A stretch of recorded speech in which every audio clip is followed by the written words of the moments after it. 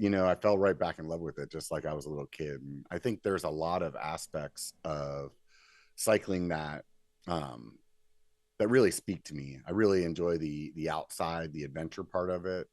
I really enjoy the camaraderie of it. Feel the burn, baby. Oh, yeah. It's a slam dunk. It is absolutely breathtaking.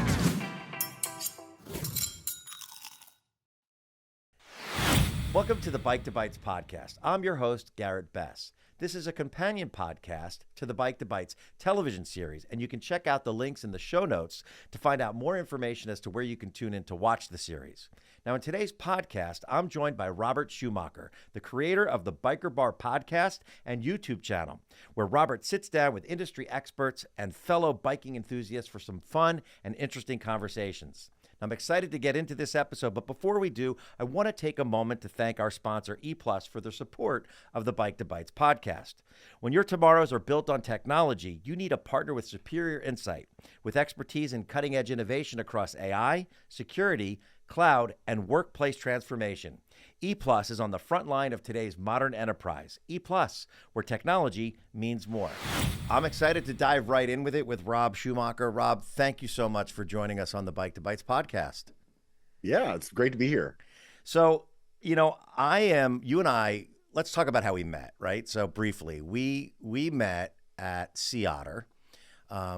We were on a ride together for Pearl Izumi, a fun ride.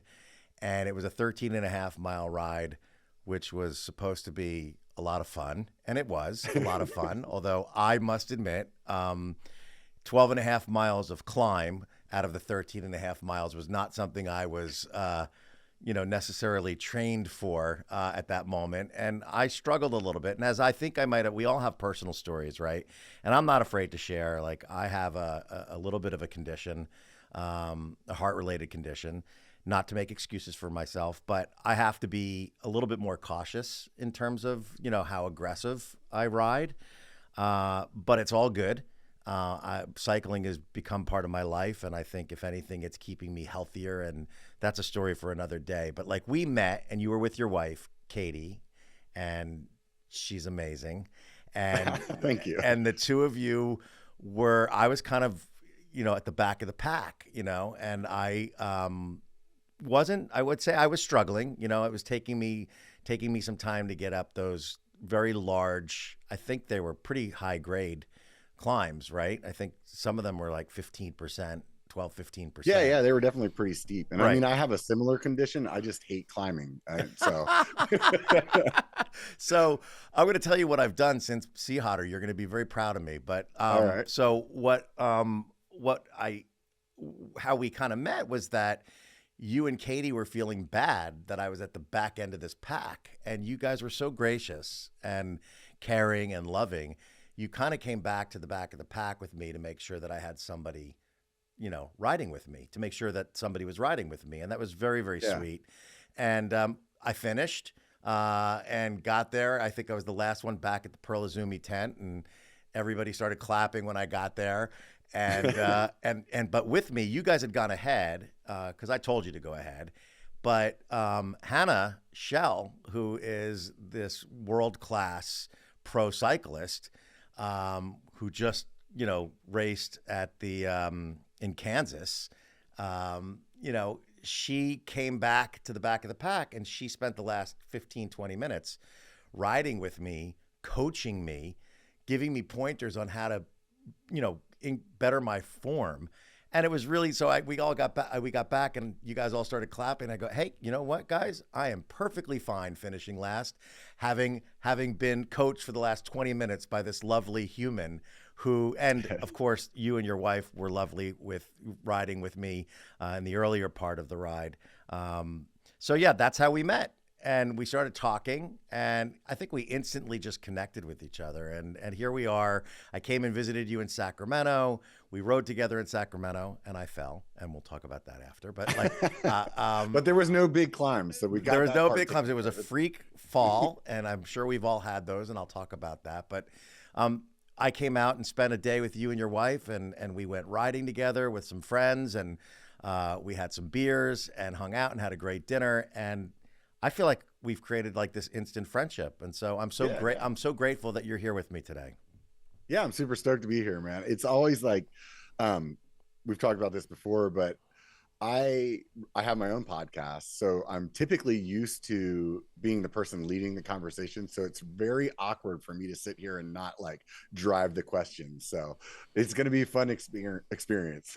Yeah, I'm definitely gonna be driving the questions because there's a lot Sweet. for me to learn, a lot for the viewers to learn, not only about what you're doing in the world of podcasts, but in terms of your own personal story, which I think is just inspiring and really, really uplifting. And I wanna kind of dive into all of that. So Yeah, let's do let's it. talk about your love of cycling and when that came about and what got you into it and what became so much of a passion for you that you decided, hey, you know what?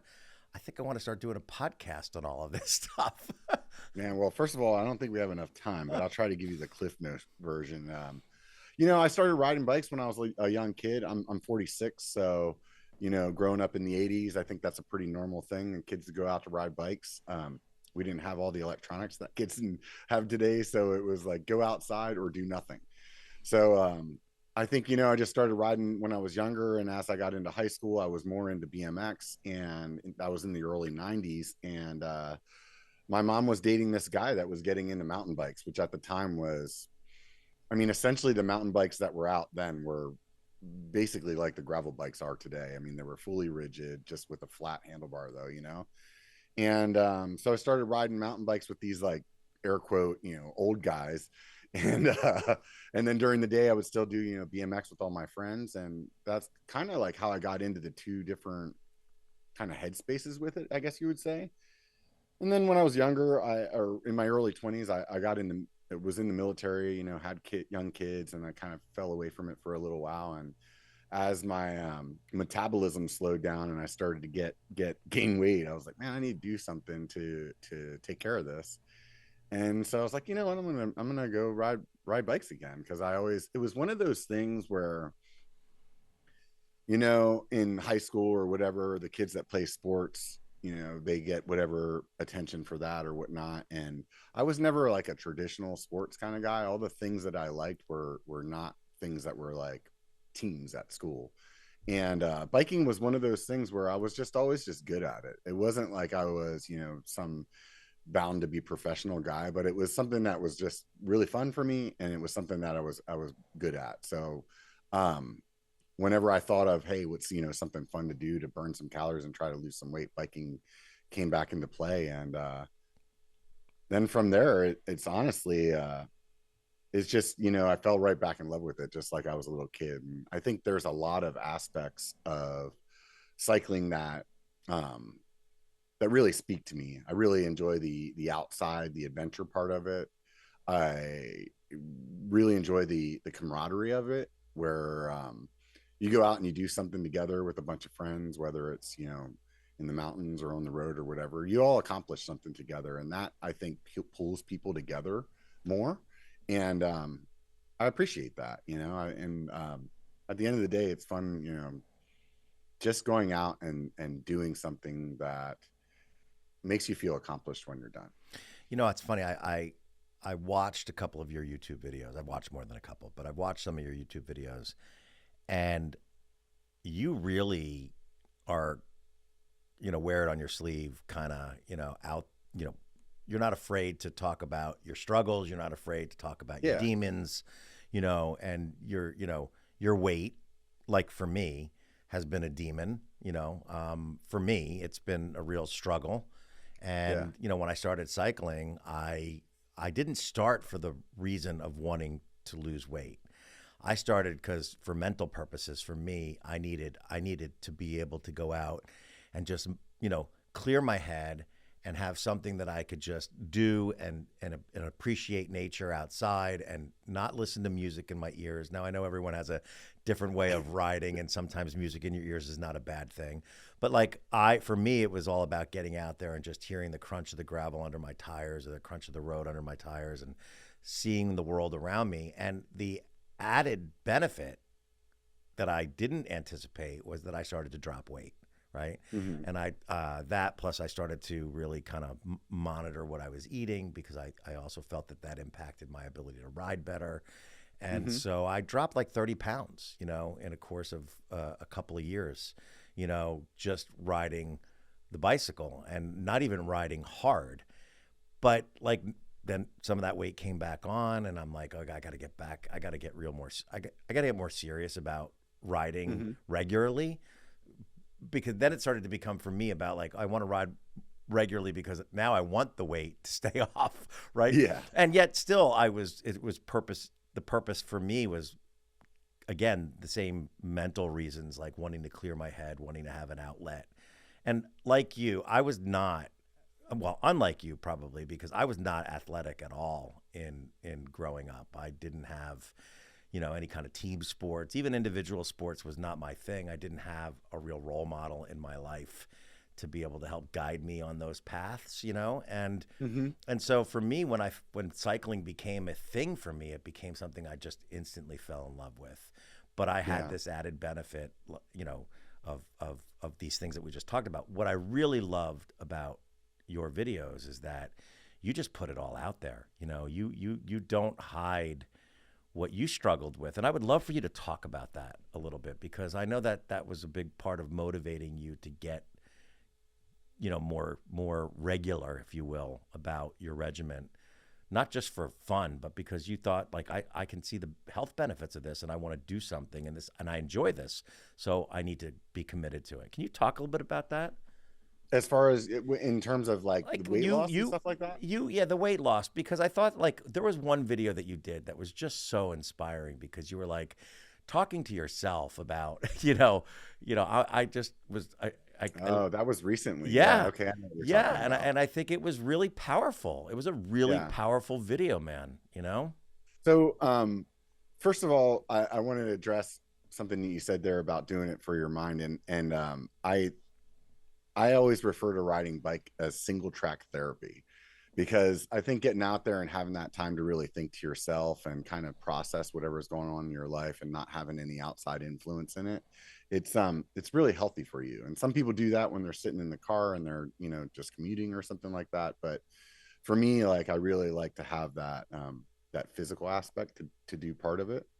But without riding bike, definitely like my mental it's like it's definitely where I get all the wiggles out, so Mm-hmm. it's definitely something there. And as far as the weight loss goes, um I was one of those kids that grew up, and I was a skinny kid, right? So I had a good metabolism and I could eat whatever the hell I wanted to.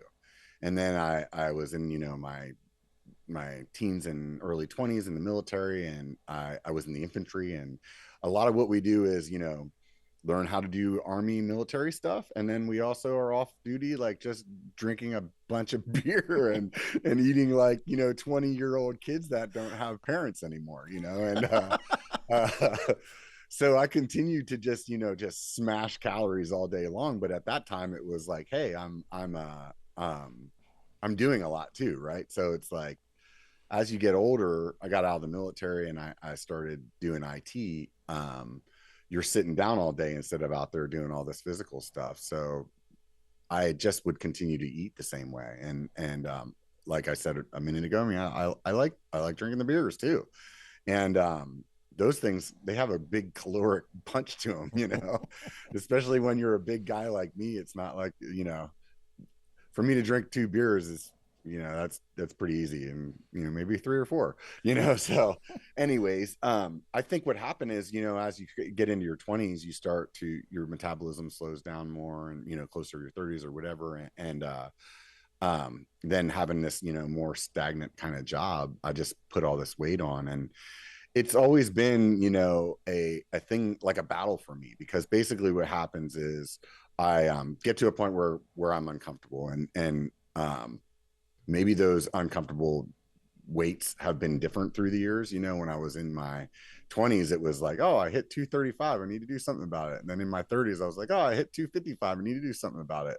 And then next thing you know, here I am in 2020, like whenever the pandemic hit, and I stepped on the scale, and you always look in the mirror and you don't see yourself as probably what everybody else sees, and to me, I would look in the mirror and I'm like, I'm just a big guy, I'm 6'2", so I can carry weight pretty well. But it's like I stood on the scale that day and it said 301 pounds, and I was like, well, that number definitely does not mean I'm just a big guy. That number means regardless of who I see in the mirror, like I am like obese. Like I am like probably in that, like, I don't know, clinically they would maybe say morbidly obese or something. I don't know. You know what I mean? It's like that's big. Like there's no like sidestepping it, and at that point I was like, all right, well, I've buckled down plenty of times before. So I know how to lose weight. I know how to eat right. I know what I'm doing wrong, and I'm just gonna lean in. And my my personal way of kind of attacking those situations is I have this all or nothing personality. So I just lean all the way in. So it's like, get super strict on your diet. It's not like I wasn't active at that point. I mean, I was 300 pounds, but I was still going out and riding 20-mile mountain bike rides with 2,500, 3,000 feet of climbing. So it's like, I always like to say that I was a fit, fat guy. The only reason that I was fat was because, like, yeah, we'd go out and burn 2,000 calories and then we'd smash a bunch of beers and go out to eat, have some pizza. And it's like, oh yeah, you burned 3,000 calories and then you ate 3,500. I mean, you're gonna get fat, dude. So because I have a YouTube channel and it's all about mountain biking or whatever, I decided, obviously I'm going to document this and make a video series about it. So I called it the 80-pound vlog. And right out the gate, let's just say I lost like 65 pounds in a few months. And as I got down to around the 240 mark, I really was comfortable with like looking in the mirror. And so my goal was to get from 301 to 220, because I've always been, pretty happy with myself right around there. So I was about 20 pounds away, but I'm looking in the mirror, man, I'm wearing all these clothes that I didn't wear for years, and at that point I'm like, I've been riding a ton. So in my mind, when I first started, I had to be back down to 220 to be as fast as I was riding bike when I was 220 before. But what had happened instead this time was I was way stronger. So I was like smashing PRs, which are personal records for people that aren't really big into riding. And so I was like doing really good. So now mentally I'm looking in the mirror. I don't look like 300-pound Rob. I look like 240-pound Rob, which is like dramatically smaller. And I think I just got comfortable. So what would happen then, apparently for the next few years, is I would get to that comfortable spot, and then throughout the year I would slowly gain an amount of weight, let's say 20, 30 pounds. And then right around Christmas I would be like, oh man, I'm letting stuff slip again. Okay, I'm gonna like get with it, and just like everybody does on the New Year's, and this year it was the same thing, and so I'm looking at my 80-pound vlog, and it's the last 3 vlog videos were once a year, and we're all around March, which was like, hey, here's a compilation of me in January getting my stuff back together and losing this weight to get back on track, and I'm going to hit that goal. And then the next year would be like, guess what? I fell off and I'm going to get back on track. I'm going to hit that goal. And so this year, that video that you're speaking of, I once again let myself slip. And at this point, I had gone from that 240 zone back up to about 280, which 285 actually. So it was the highest slip, let's say, since COVID. And I'm climbing this nasty climb, and I get up there to the top of the hill, and I'm thinking to myself, like, okay, dude, you need to buckle down. You really need to buckle down. And I had to be honest with myself. And if you're somebody that makes content, that at least to me, I feel like when you're being vulnerable is what relates to people the most. And so I was like, you know what, I'm just going to pull a camera out real quick, and I'm just going to talk to it about how I feel. And how I felt was, I remember the whole time I was climbing was every time I look in the mirror, I look at myself and I think I'm a failure, because like I have throughout the year, hundreds of people that message me and tell me how inspiring I am to like help them what they've done, like losing weight and getting in shape or starting mountain biking. And I've always been a guy that if I set a goal, I meet it. And that that that that weight of not hitting that goal for 4 years was just, kind of built up. And so that's what I was telling the camera, is like, hey, and to me, I'm not saying that I walk around with my head down and I'm like, kicking the can and my life's horrible, that I feel like a failure. But what I am saying is when I look in the mirror or I stand on the scale and I don't see that number that I set for, I feel like a failure in that moment, Well, you feel like you let yourself down, basically. Yeah. Because you set this goal for yourself, and then you Yeah. and then you didn't deliver on it, and so you feel like you let yourself down. And I totally can relate to that, because I've been exactly in that same place. I lost all that weight, and then I gained some back, and then I was like, and I don't ride as regularly as I would like. What I'd like to be doing in terms of riding versus what I can be doing, or you can't even say can, because it's not an excuse. If you really commit, you can make the time, right? You just have to make the time. And it's about sticking to that idea that, I deserve this. You know what I mean? Like I deserve, and I think that's kind of the place that I think I saw you getting, like, I deserve to be where I want to be. That's not like failing myself. That just means it's a different way of looking at it, right? It's not so much I failed as much as I deserve better than where I am. Yeah. And so I think for me, that's what's been motivating me as of late. And I will tell you, you were inspiring to me. Both you and your wife were inspiring to me. And I'm going to tell you why. You. Because I didn't realize, how out of shape, not just from a physicality standpoint, physical looking standpoint, but just the ability to have the stamina, right, to be able, and the strength to be able to complete the certain task. And that ride that we did with that Pearl Izumi ride, that 13 and a half miles with 12 and a half of it all on an ascent, I hadn't trained for that. I hadn't ridden like that. I'm on the Jersey Shore. Most of where I ride is flat, right?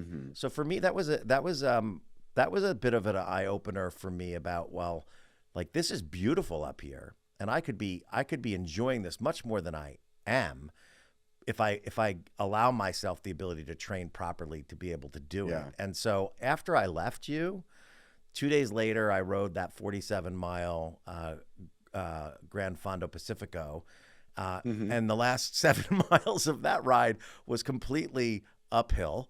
And it was like, I don't know why they designed these rides to like tease you with a 40-mile ride, and you feel like, shit, man, I did it. And then, no, you didn't. You didn't do shit, because you got 7 miles to go before you can say that you did it. And I finished those 7 miles. I did not get off my bike to walk it. And there were some pretty steep climbs on those last 7 miles. Anyhow, I got back home, and we'll talk about like our ride in Sacramento in a second, but I got back home, and it's been a couple of months since that. And I was out riding with a friend in Northern California, in the South Bay area. And he said, hey man, like we're going to ride from Menlo Park to Woodside. And anyone who knows that, there's a road up there, a very famous road called Old La Honda. And it's this big, ginormous climb, right? It's 3 miles of climbing. And, the average grade is probably, I think, something like 9% or something like that, which means that there's like some extended 15% climbs. And so we get up to it, and he said, you know what? Today's not the day for you to climb this, because you're not going to enjoy it. And I want you to enjoy it. And he goes, we'll climb a little bit of it. And so we went, it's my friend Jeff, and we went up and we climbed a little bit of it. And I realized, holy shit, this is a climb, right? And I came back down, finished the ride. It was still like, we did like 30 miles that day or something like that. And I came back home, And I said to a friend of mine, Mike, who's a master mechanic friend of mine, avid mountain biker, used to climbing. And I go, dude, like I want to get conditioned. I want to be able to climb. And there is this one section right outside here, our offices here, that's got like it's like a 2 mile climb. And it's, and there's some 12 and 15 grades on the way up, but it's like a 2 mile straight climb up, and then you come down. And he did it with me, and he had me do it 3 times in a row. So he's like, we're going to do this. We're going to do it together. It doesn't matter how fast we do it. Let's just do it. We're going to go up. We're going to come down. We're going to recover. We're going to go again. And did it. And then he said, and then 2 days from now, you're going to go do it on your own, and you're going to do the same thing. And I've been doing that, like now only for only for about a week now. I've been consistent, and I have not stopped riding. I've been riding every day. Even if I'm tired, I'll go out and just ride, a short 12-mile ride or something like that. Not, but you guys inspired me, in that moment that you were with me by being so, like I said, so gracious and so supportive, and helping me realize that it's not about how fast you get up there. It's just you're doing it, man. And I remember Hannah turning around to me and going, "You're crushing it." And I'm like, "I'm crushing something." I said, "I don't know." I said, I might be crushing it, but like, and now I feel like if I did that same ride today, it would be a very different ride. Not to say that I would be a master of that climb, but I certainly would be much more conditioned, because I've been doing these rides now for the last few weeks, and I feel like every day I'm getting better. Every day I'm getting to the top of that hill faster. Not that I'm racing to get up there, but I'm just trying to improve myself. And it's, and you guys kind of inspired me, both you and your wife, because and those videos that going back to the videos, like they're inspiring. And so I can understand why people are reaching out to you and saying, "Hey man, like you just inspire me every day." I can see it. And you lost the weight, and you've picked up your game again, and you started to share with me all of these things that you do. And you're a mountain biker. And when I came out and met you, when I met you on that first time that we rode together on the Pearl Izumi ride, it was a gravel ride. And then I came out to see you in Sacramento, and we did a road bike ride, right? And I started to kind of learn from you about your passion for mountain biking. So where did it explode for you, from that little kid who was interested in BMX to all of a sudden, like, because let's just explain to the people who are listening and watching who might not know the difference between road, gravel, mountain. Maybe you could, and I know that seems very rudimentary, but maybe you could just kind of lay that out there for those that are new to cycling in general. Because so, I mean, basically road riding is as the name is, you're riding on roads. It's all paved. You're riding a bike that has the super skinny tires. And, I don't know, I'm 46. So like somebody back when when I was growing up, like it'd be like, "Oh, you ride a 10 speed," like that picture that comes in your mind with the curly bars. That's a road bike. And a gravel bike is basically the same thing, except for the tires are just a little bit bigger, and they have some knobs on it, so that you can get on some like light dirt or some gravel, air quote roads that those little super skinny tires won't really do well on. So with those kind of bikes, you can travel a lot of miles pretty quickly, just because they roll really well, and also because of it's more of like in my mind at least, more of like an endurance kind of thing, where you're it's almost like running long distance. You're just kind of keeping your heart rate at a certain spot, and you're just pedaling away.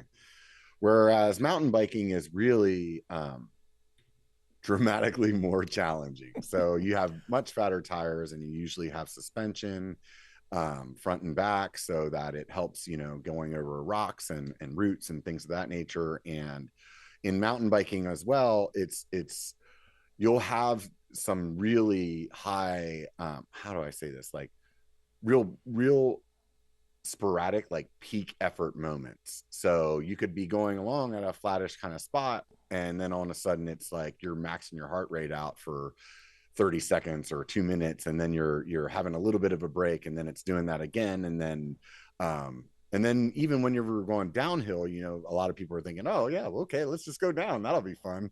And it is, but it's also a workout as well, because you're really maintaining you're having to kind of move the bike around, and it's just different muscle groups, you know. So it's, I think because it's so fun, you don't notice as how tiring it can be, but um realistically, you know, people will come out to places and maybe do lift access mountain biking. So they'll go to a ski resort that in the summertime is just mountain bike trails, and they're going downhill all day, and they're like, man, I didn't realize, you know, how, you know, tired your forearms and your shoulders and your legs get from, you're not pedaling, you're just like keeping yourself stabilized. So um so that's basically the, generally speaking, the difference between the three. I think for me with mountain biking, I always enjoyed being outside as a young kid, and I think, you know, I grew up poor, so we didn't really have a lot of money, so being outside was definitely a cheap and easy thing to do, and I always enjoyed being out in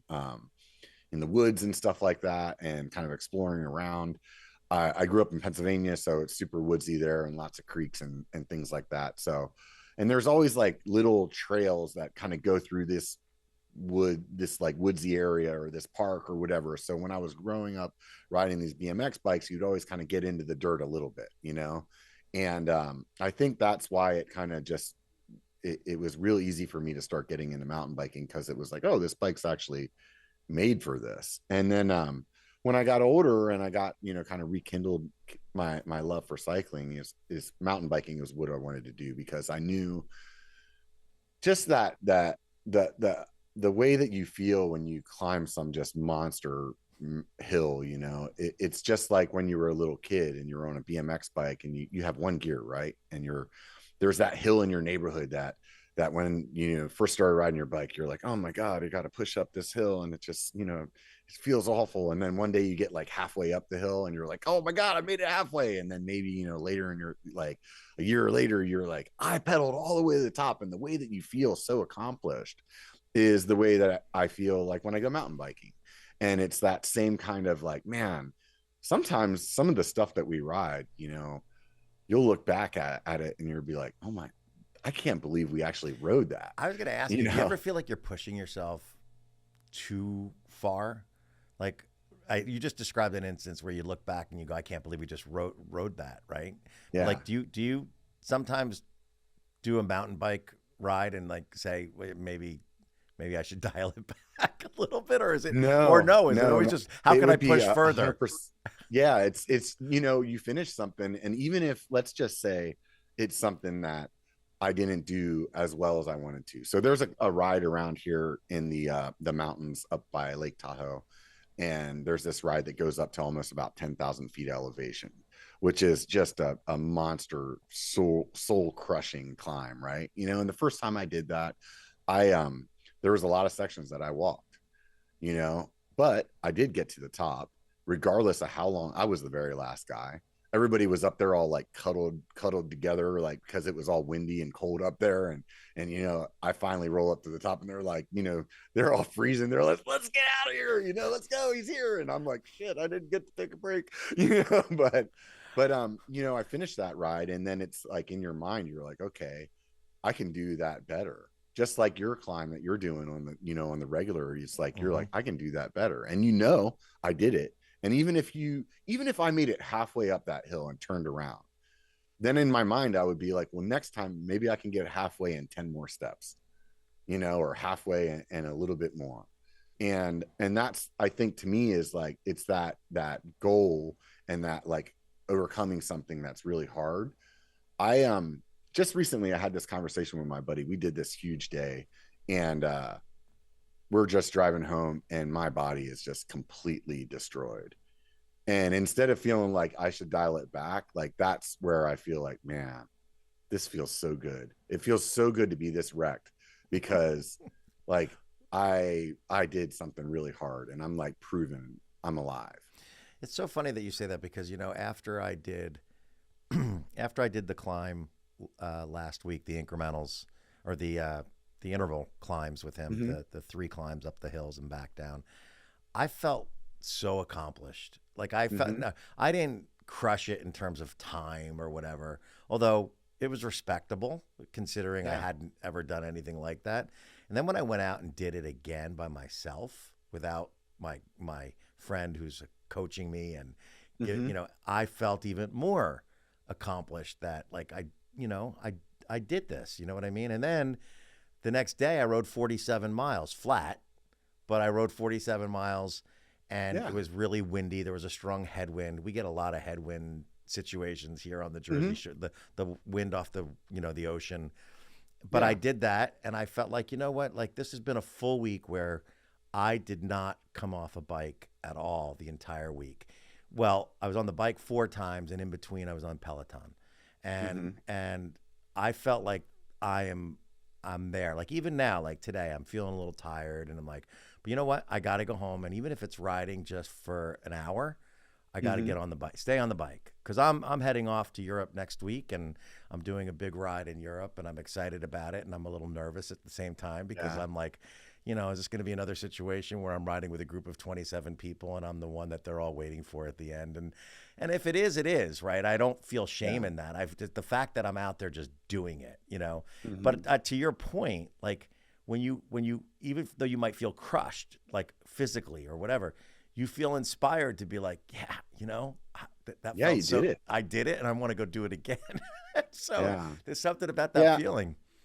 I think that feeling of being, you know, the last person or the slow person and the for lack of better terms, the embarrassment that you maybe feel in that position is like all self-induced. Like nobody else on that ride really cares. Right. You know, like they're not looking at you and being like, oh my God, we're waiting on and if they are, you're riding with the wrong people. Yeah, right. Like the motto of my YouTube channel is it only takes a bike to be a biker. Like get out and be one. Like that's really all it takes. And for you may be diminishing yourself that you couldn't do that 13 miles in Sea Otter like as strong as you wanted to, but there's like thousands of people out there that would love to be able to finish that ride that you finished. You know, like they get on a bike and they go, dude, I've talked to some people, they're like, my first mountain bike ride, I went a mile and that was it. And I was like, I thought, man, this is not for me. You know, maybe this is the wrong thing.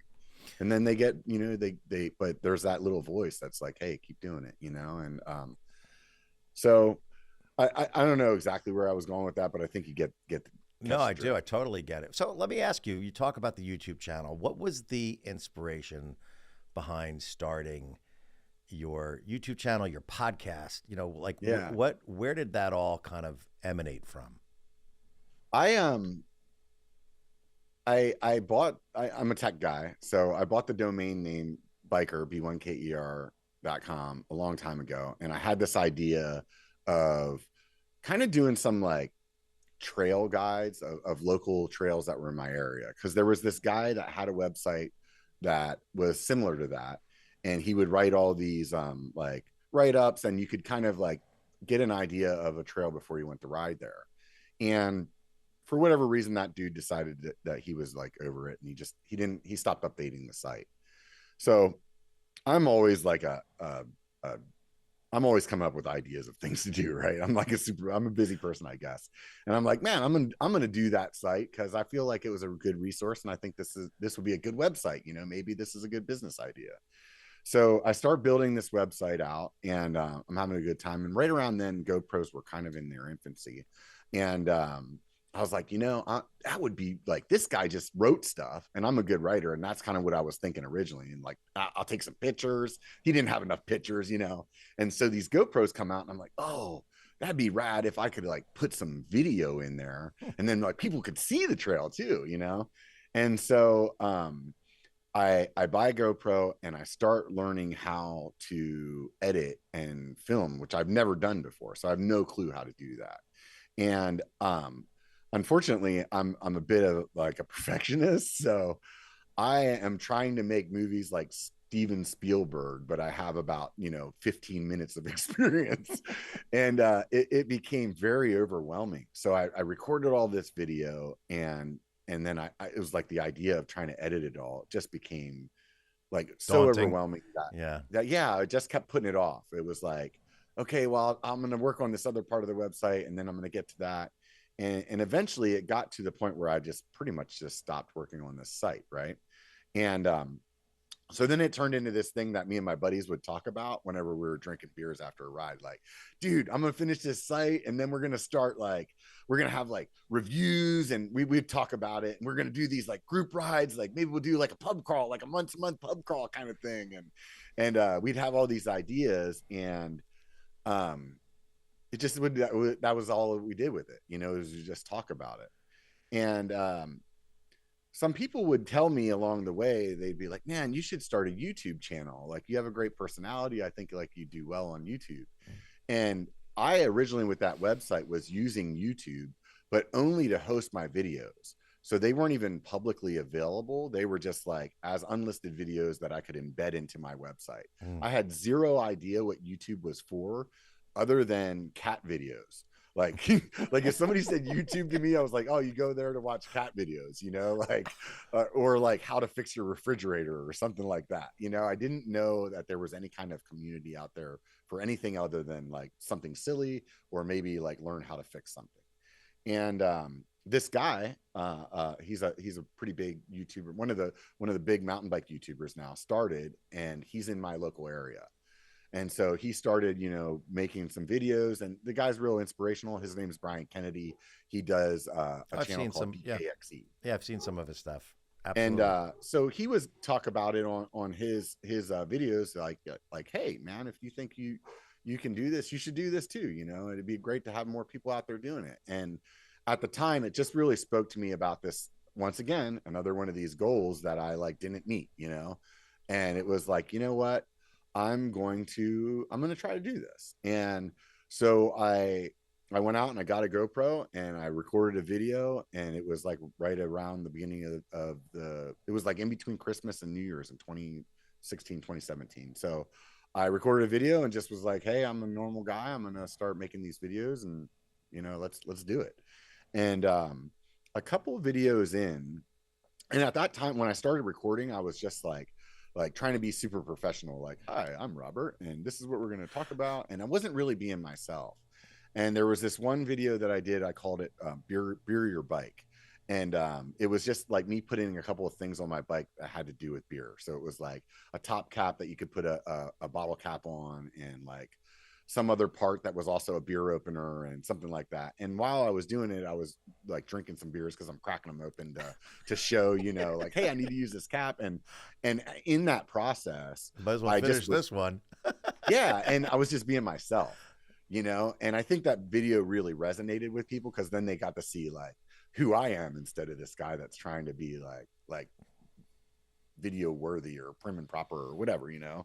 So I probably dropped a few F-bombs or whatever, and please don't watch a video because it's no good. Anyways, at the time it was great though. And so that really got me into it. And I'm a creative person. So then the idea of creating something became really fun, and YouTube just gives you that instant feedback, you know, that people comment and they like it and stuff. And I remember getting, you know, a handful of people subscribe that are your friends. And then the first time that I got a subscriber that wasn't one of my friends, I was like, I'm in IT, so I was super cynical. I was like, this is a bot. This is not a real person, you know. Like, there's no way somebody actually likes my stuff. And then it started to grow, and you know, I think somewhere around 30 subscribers. I told everybody in my house I was famous, and they need to start referring to me as like royalty or something.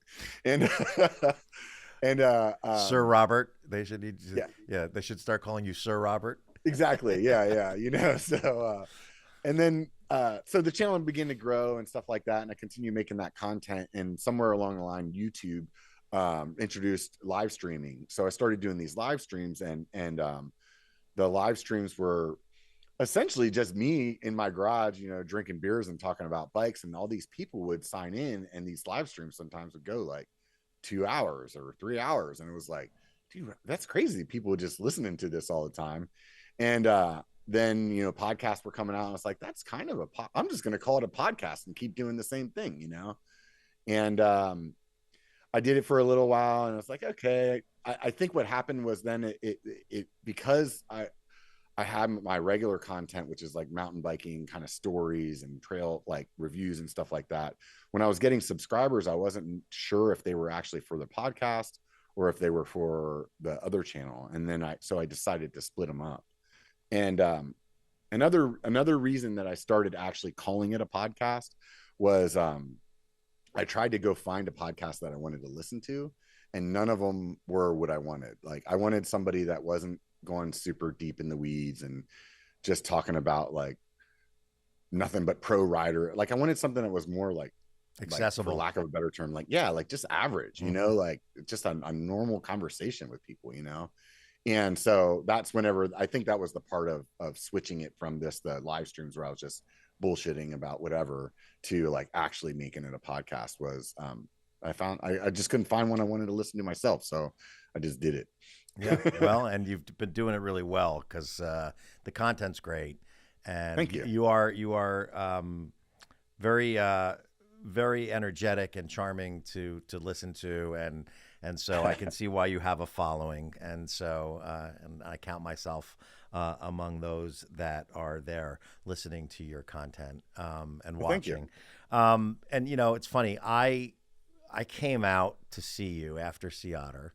You guys were like, you know, we'd love to, you know, if you get out to California, you know, come on up, come ride, you know, we'll do a ride together. And I was out in California for 2 weeks about a month ago, and you and your wife invited me up to do a ride with you, and a road bike ride, which is, you know, a little unusual for you since most of your riding is mountain biking, but I felt like you were accommodating me, which was very kind.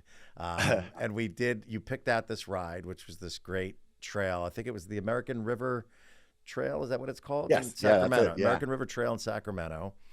And we were not that very far into the ride, and something freaky happened to me, which hasn't really ever happened to me. And I've been riding for like 3 years. I should knock wood because what happened wasn't as bad as some things that I've heard horror stories of. But like, it was a freak accident, right? I was going over this bridge. You guys were ahead of me, and I was making the turn onto the bridge, and the bridge had a sheer metal plate like on the base of the bridge, on the entrance to the bridge, and there was some loose gravel on it, and it was just the way my bike turned onto the bridge that I ended up hitting that loose patch of gravel, and the metal was like a sheet of ice, and the bike just slid out from underneath me. And yeah, and I cut my leg, and not too bad, but like I bent my derailleur pretty bad. And and you guys are like, you came back over to me, and you're like, you know, oh, this happens all the time. You know, mountain biking, we're used to this. We could get you back on the road again. And you both, you and we rode with a good friend of yours. And you both kind of helped get the derailleur bent back into shape, and you were afraid, oh, like, you know, the derailleur hanger could snap, but like, you know, we got to do something because you can't ride the bike the way it is, and you bent it back and you got it working. We ended up finishing the rest of the ride, and, you know, without any incident, and it was a beautiful ride, absolutely beautiful ride. And we're kicking back in your backyard afterwards, having some beers, you know, after the ride. And it's funny, you know, I learned a few things on that ride. Number one, I learned always bring a couple of extra derailleur hangers with you, especially when they're custom to the bike that you're actually riding on. So Parley, who's one of our sponsors, immediately after I left you, I didn't take the bike to the bike shop to get looked at. Instead, I went, and a couple of days later, I was riding with another friend of mine in Sausalito, and I went out and rode Sausalito out to Tiburon, and then came back. And the bike was starting to make some funky noise on the gear shifts. And I was like, okay, this is not feeling right. Brought it into the bike shop then, and it was still bent. And they said I could try to bend it back, but if I do, it's got some stress marks. It's probably gonna snap. Yeah. So that's when Parley overnighted some derailleur hangers for me. And and now they'll always be in my kit.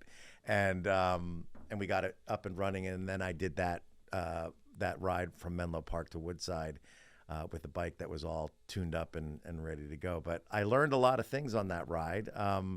And, you know, what I learned on that ride was that I really love riding with people who just love being outside and on the road. And you guys have this love and passion for just, you know, getting out there, and we talked a little bit of it. We were kicking around the backyard there, and we talked a little bit about bike packing. And I said, you know, we've made a commitment to each other that we're going to do a bike packing trip. And I said, what kind of bike do I need? And you were telling me, well, you probably minimum you need to go on a gravel bike, but probably you might want to maybe go on a mountain bike of some sort, you know. And what I love about cycling is that, like, the possibilities are never ending, right? That you can always find other ways in which to explore and to get out there. And my question to you is, like, where do you go from where you are in your journey? Because you started talking to me in the backyard about how you actually go out and build trails. It's like, and then you build them all day, and then you go out and ride them, or like, you know, like, and I think that's exciting too. Like, you've created these trails that didn't exist before, and then you and your friends go ride them. Like, where's your next chapter of continuing to explore this unbelievable, you know, sport that you get to enjoy? I think basically what it comes down to is just coming up with more dumb ideas. So, and every time you do something really ridiculous, then you're like, oh wow, let's do something even more ridiculous. So, like, for my 45th birthday, there's this area that's close to me called Downeyville. It's way up in the Sierra Nevada mountains, and normally people go up there for this mountain biking ride up there, and it is it's about a 14-mile downhill that you drop. I don't know, let's just say it's probably 3,000 or 4,000 feet elevation that you drop, something like that, right? And it's an epic ride that lots of people come from all over to go to. And normally what you do is you go to the city of Downeyville, and you get a shuttle to the top. So they put you in a van, and you drive for 45 minutes in a vehicle to the top of this mountain, and they drop you off, and then you ride down. So, like, one of my dumb ideas is like, hey, I'm turning 45. Let's climb to the top on our own. Oh my gosh. So we get on this, you know, on the bikes, and we pedal 5,000 feet of climbing, and oh my gosh. And we go all the way up there, and then we have to pedal our way down. How long did it take you to get up to the top? A couple hours. It was probably like 4 hours or so. Wow. Wow. And you weren't like completely spent by the time you got up there? Oh yeah, we were pretty good and worked, but I mean, you still have to get down. I mean, what are you gonna do, you know? So we got to the top, we were out of water. Everybody like misjudged how much water, but fortunately I ride in these Sierras a lot. So we had some water filters, and we could filter water out of the stream and make our way down. And then at a certain point we were like, man, we really need to step up this pace, because the pizza shop in town is going to close. And this town has it has like 3 restaurants tops, and they all close it like pretty early. Like, let's just call it 6 So o'clock. the motivation was we needed to eat, and in order we eat, need to get back so we can get beer and pizza, you know? Right. So we were definitely turning it up a bit on the way back. But that was one of these things where it's like, okay, you do this ride, and this is one of those, anybody that's from around here, you tell them that you climbed Downeyville, and they're like, first of all, they're like, well, that sounds ludicrous. And then, you know, then it's like, why? And so that's a great example of some like kind of ridiculous idea that we come up with. And then instantly, as soon as we do that, it's like, we probably weren't even finished with that ride, and I was already thinking about, I bet you I could do this faster. And then there's also this tower on top of the mountain that's like another 2,000 feet above that, that we're like, so maybe next year we should just climb all the way up to the tower and then ride back. Oh my gosh. And then so that's probably on the bucket list. They call that tower to town is what they call it, but normally people take the shuttle to the top of the hill, then climb up to the tower, then go down to town. We want to do town to tower to town. Wow. So wow. So what else? What else is on the horizon? I mean, in terms of, like, you know, you're constantly challenging yourself. You're constantly looking for new adventures. What else kind of gets you going every day? I know that you were just out at a big festival.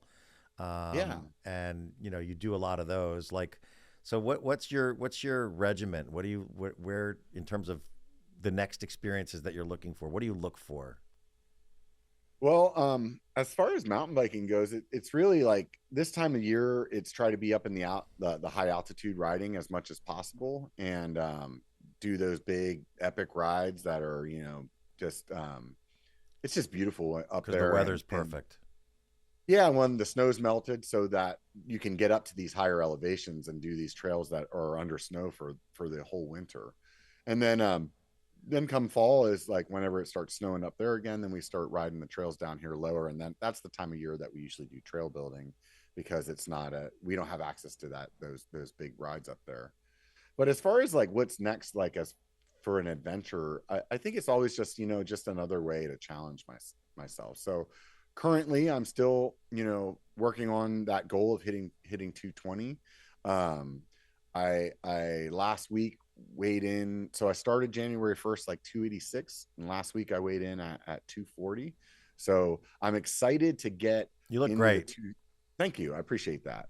Into the 230s, because when I very first started this weight loss journey, I had put 81 caps in a glass. I don't know. I can't see very well. I think it's right there behind me. And every week, whenever I lost weight, I would take those bottle caps out and to like signify getting down to my goal. And the lowest I ever got was 238. So there's still 18 caps in that jar. And I'm pretty stoked to get to a point where I can take caps out of the jar again. So That's pretty cool. That's pretty yeah, cool. yeah. What's the difference between your two channels? You've got B1ker Bar and then you've got Biker. So how would you distinguish between the two? I mean, I think that it's Yeah. pretty easy to distinguish, but like for those that are listening and haven't tuned in to either, what can they find on both these channels? So on the biker channel, I do, it would be wrong to call it like trail guides, but I go on rides and I tell a story about that ride, and whatever it was that we did or we overcome, and I show the trail, or I show the place that I was at. Like, I did a video recently on Sedona, because I always go to Sedona Mountain Bike Festival, and the thumbnail is like, I'm never going again. And the story is like how you can have this really good adventure of going to Sedona and riding in Arizona, and how to do it right, you know, from all the years that I've went, you can learn from me. And the reason that I'm not going again is because every year I tell my friends I'm not going again, because I want to go somewhere else. But every year, like, somebody calls me in December and they're like, "Hey, are you going to Sedona?" I'm like, "Well, that was really fun. Sure, I'm going again." So at the end of the video, I tell people, hey, at this point, I'm not going next year, but I'll see you next year.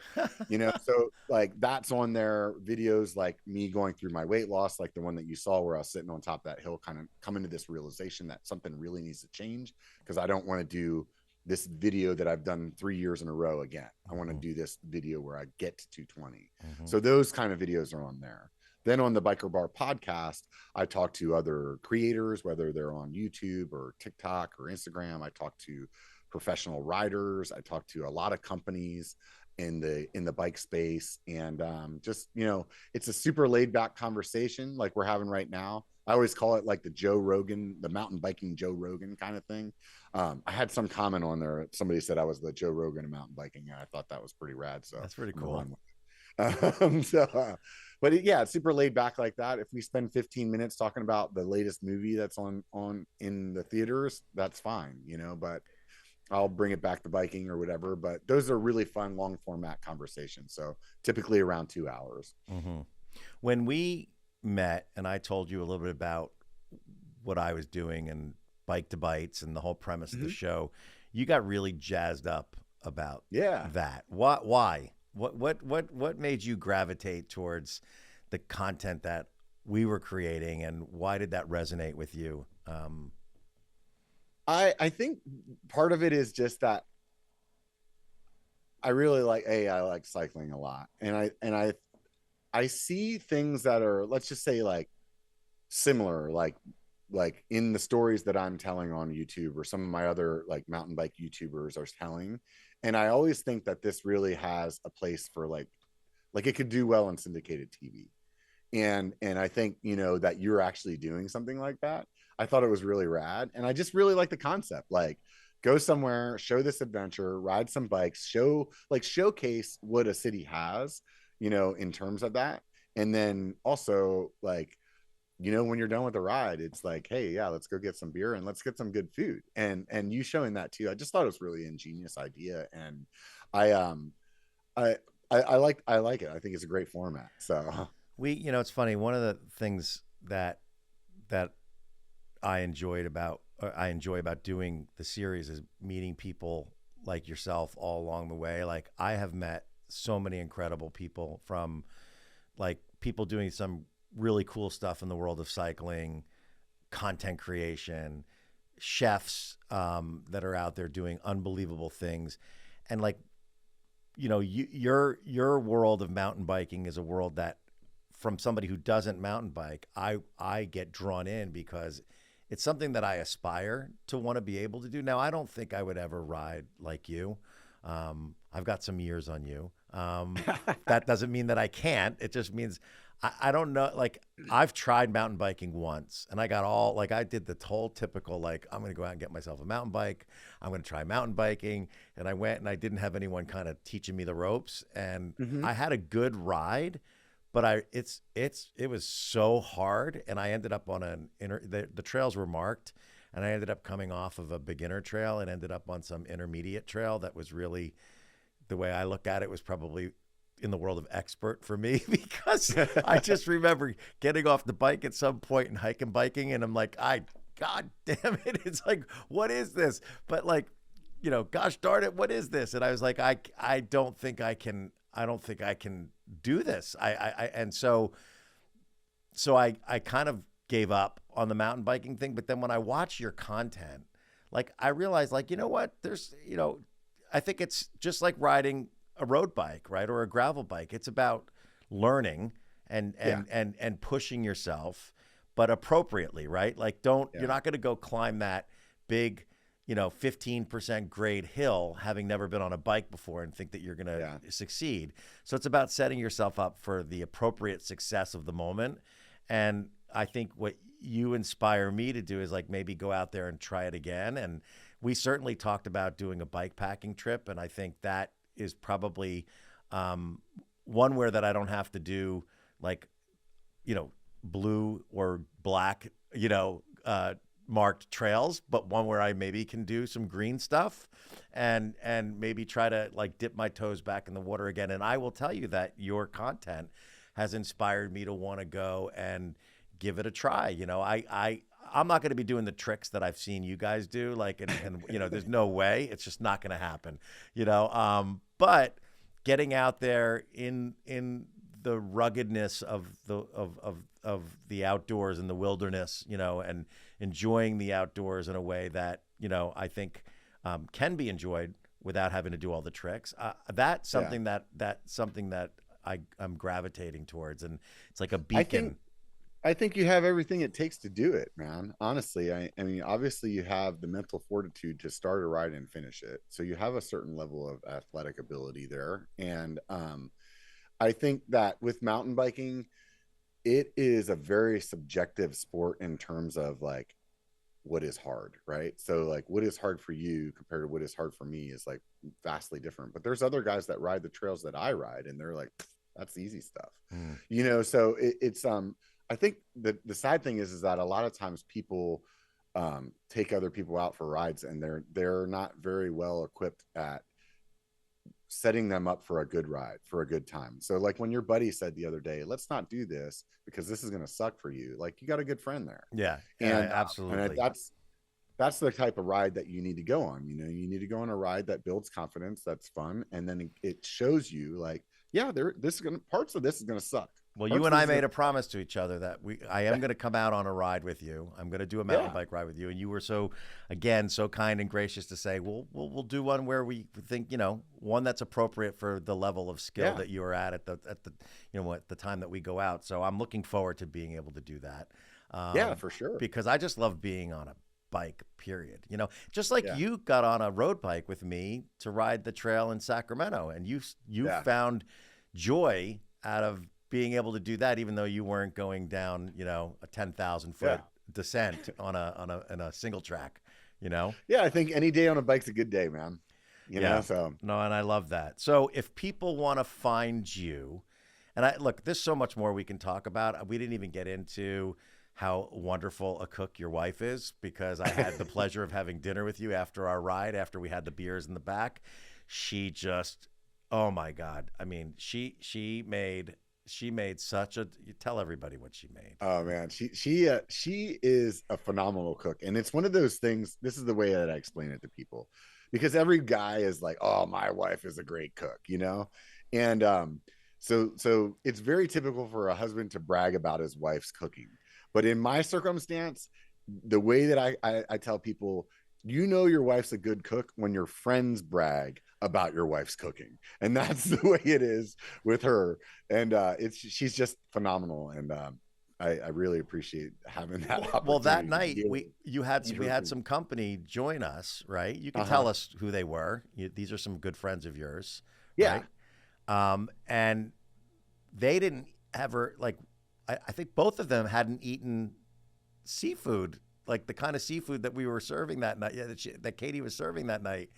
And they offered, like, well, we're here and she's a great cook, and so we're going to try it. And they tried it, and they were like, are you kidding me? I mean, they were like, it was like an awakening. Yeah. Yeah. So we had cioppino, for those of you guys that know what that is. If you don't, it's kind of like a tomato based soup that just has a bunch of different seafood in it. And my friends are both from the Midwest, and they did not grow up with a lot of seafood, I think. And they were like, yeah, we don't usually eat like all that shellfish kind of stuff, but we've had Katie's cooking, and everything she's ever made has been amazing. So we're coming over. And yeah, like you said, they were both super stoked by the time they left. They were like, I guess we like cioppino. Yeah, they were blown away. It was it was for somebody who's like who's really into food, like I am, and does a food cycling show, like, watching their faces was priceless, because the level of enjoyment that they were having over what Katie had prepared was amazing. And I am looking forward, because I love to cook as well, and I think you do too, although probably not as much as Katie. I am like the probably worst guy that Katie could have picked to get with, and she always jokes around about this, because I would eat Chef Boyardee out of a can, not even warmed up, and be like, this is great. And so she just cooks amazing, and I'm so blessed by it. I don't get me wrong, I love it, but I am not. If I could take a pill instead of cooking, I would. Like, I'm just lazy. I feel like it's always like, it's cumbersome, but I do enjoy food. Obviously, I mean, I don't get to 300 pounds without enjoying it, but no, well, she's fantastic. So I'm looking forward to cooking for her, because she was so amazing cooking for me and the rest of the guests that were there that night, that when you guys come and visit back east here, I'm looking forward to being able to equally return the favor, because it was amazing that night. So back to you real quick. How do people find you? Where should they go to kind of consume some of this great content that you are producing on a regular basis? Love to have the listeners and the viewers here. For sure. I mean, you can always just go to Google or whatever search engine that you use and type in biker, but instead of it being B-I-K-E-R, it's B1KER. So it's just spelled a little different. It'll always come up on top, but I have content on YouTube. I have content on Instagram and Facebook, as well as, and a little bit on TikTok, but mostly on YouTube is where the majority of my content is. Same thing goes with a podcast. If any podcast app that you're using, just type in biker, B1KER, and it'll come up there. Almost 200 episodes at this point. So on the B1ker Bar, so you could find me there. You could also watch it live on YouTube. I usually do them live there, and then I convert that live show into the audio format for the podcast. So yeah, it's amazing content, Rob, and I know you and I are going to do something together when it comes to content. Fun. I think we've talked about it, and I'm excited, because I just feel like tremendous synergy, and you're putting out great stuff, and I encourage everyone to go check it out and give it some eyeballs. 100%. Thank you. I really appreciate being on the show. It's really fun to be on this side of the microphone, I guess. Yeah. Well, we got to do this again. We got to do it again. Yeah, for sure. You're definitely going to be on my show here soon. I think actually maybe even this week. So I think by the time people are listening to this, they'll be able to just tune into the B1ker Bar podcast and listen to me interview you instead. It'll be interesting to have the tables reversed. Right? Yeah, exactly. Exactly. Well, until then, we'll see you soon. Perfect. And I would just say this, I always sign mine off, and I feel like it's a great way to end the show as well. It only takes a bike to be a biker, so get out and be one. There you go. There you go. And I sign myself off in a certain way, but I'm going to wait until we're done with this. And I tell everyone when we're done at home, and I thank our sponsors, and then I'll sign off. And it's basically, perfect. I'll do it for you. It's pedal, eat, and repeat. Oh, nice. I like it. I like it. Yeah. So, Rob, thank you so much. Yeah, it was great. Thank you for having me. All right. For more information on this episode, as well as other episodes in this series, head over to our website at bike2bytespodcast.com. You can also find us on YouTube at Bike2Bites. Be sure to give us a like and subscribe while you're there. And if you're listening on your favorite podcast platform, we would appreciate a 5-star rating and a glowing review. It really does help spread the word. Check out our Instagram at bike2bites.tv, and be sure to follow my personal Instagram at Garrett Bess, where I post shots of my daily rides and interesting places I visit. If you're interested in watching the Bike to Bites TV show, please visit bike2bites.com. We also have some really cool stuff of Bike to Bites apparel and some other things that you can check out while you're there. Robert, I want to thank you so much for being on the Bike to Bites podcast with us today. It has been an absolute pleasure, and I want to thank all of you for listening and watching at home. It's been a lot of fun. And of course, let's not forget our sponsor, E+. E+ helps organizations harness the power of technology for truly transformative results. From AI and security to cloud and workplace transformation, E+ brings you the right solutions at the right time in the most efficient way. E+ is on the front lines of today's modern enterprise. Check them out at eplus.com. It's been great, and we'll see you next time on Bike to Bites. And remember, get out there, pedal, eat, and repeat.